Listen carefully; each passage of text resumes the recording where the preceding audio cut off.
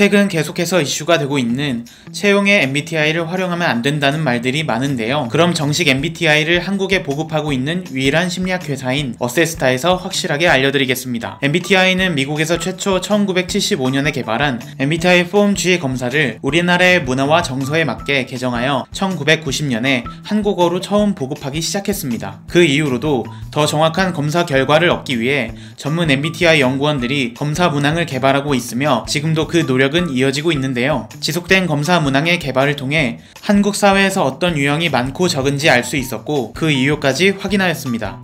이런 정확한 근거를 통해 연구 결과를 얻을 수 있었지만 최근 아무 근거 없이 계속 번지고 있는 회사가 원하는 인재를 MBTI 유형에 따라 가산점을 부과하거나 어떤 유형은 면접 자격을 주지 않는 등 MBTI가 또 하나의 스펙으로 자리잡고 있다는 건데요. 이렇게 쓰이는 것은 MBTI를 굉장히 잘못 활용하고 있는 대표적인 예시입니다. MBTI는 가장 편안한 상태의 나의 선천적인 선호 경향성을 알아보는 검사이지 회사의 채용 장면에 쓰이는 검사로는 옳지 않은데요. 인사 담당자가 SNS에 떠도는 잘못된 정보들로 유형을 판단할 수 있고 지원자의 입장에서 회사가 원하는 MBTI 유형을 적어낼 수 있다는 점과 정식 MBTI 검사를 진행하더라도 회사가 원하는 유형으로 검사에 응답할 확률이 매우 높아질 수 있겠죠? 왜냐하면 MBTI 검사는 검사 대상자가 거짓으로 응답하는지 유무를 알 수 있는 페이킹 척도가 없기 때문입니다. 다른 예를 들어보겠습니다. 비행을 하기 위해 필요한 것은 무엇일까요? 당연히 날개가 필요하겠죠? 하지만 비행을 하기 위해서는 날개뿐만이 아니라 비행의 방향을 결정하는 조종사도 필요하고 이착륙을 하기 위한 바퀴,